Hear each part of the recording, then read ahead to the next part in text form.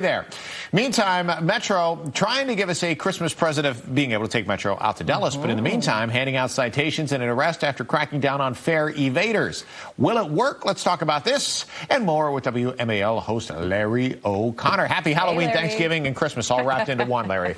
Exactly. Same to you guys. Are you already eating all the candy bars that were left over? You know what? This is the first year I did not see any in the work cafeteria that people didn't bring in leftover candy, so people must it's expensive. I think we're all just on a tight budget. Did you dress up, Larry? Save it for next year. That's right. I know you're not a fan of adults dressing up. We had to for the show. Did you do any costumes? I went to a costume party on Saturday night. I went right from the Navy football game to the party, so I was dressed as a Navy football fan. It was the best costume ever. Fantastic.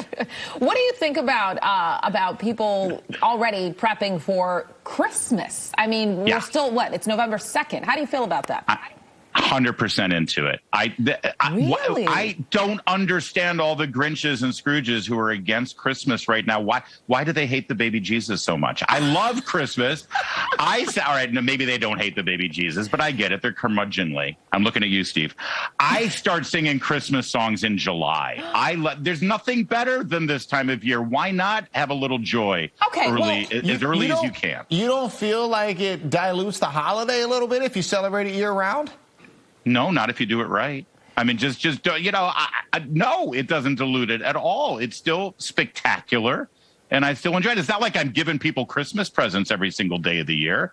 I just, I enjoy the joy of the time. Why don't you? Here's my question, though, because I don't mind when people celebrate early. I just don't actually spend any money, decorate anything until I get closer to the holiday. So my question to you is, do you actually decorate your home, or are you just sing the songs and you're in the Christmas spirit? Does that make sense? Yeah, I'm just in the spirit. I sing the songs and I'm in the spirit. And I think I know a guy. There's a guy who works at WMAL, John Matthews. He does all of our news reports.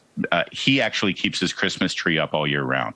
Is it because he just doesn't want to take it down? Yeah. Because I've had times, Larry, where admittedly the tree's been up to like March, but it was just pure laziness on my part.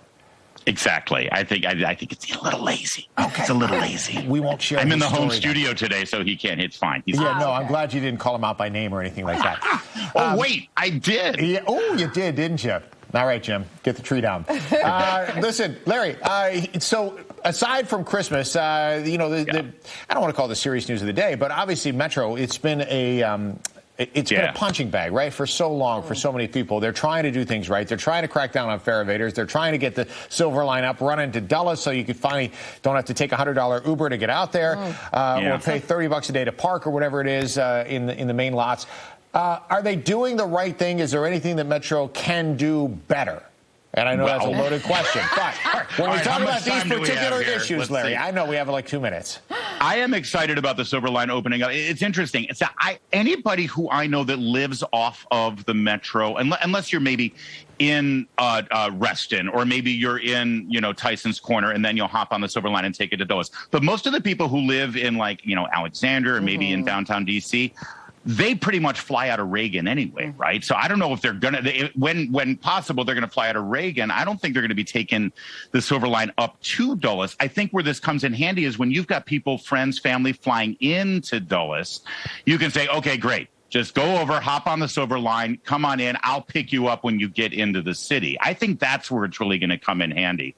And for people like you guys are in Bethesda, we're in Friendship Heights at WMAL. Are we going to hop on the Red Line, go all the way down to Metro Center, switch to the Silver Line, and take it all the way up to Dulles? I mean, we're talking about 2.5 hours there. So I think that where it comes in handy is when people fly into Dulles and then they can make it into Washington without getting a cab at the airport. Exactly. One of the funniest things I ever heard, I landed an international flight. All these people got on the people movers that they have to, to take you to customs when you land at Dulles. And they were like, oh, this is fun. I was like, your journey's just beginning. It's going to take you a few hours to actually get to D.C. Yeah. Dulles will test you.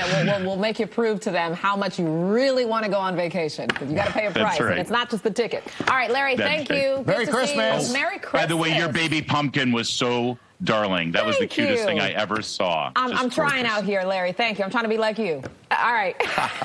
See ya. Don't do that.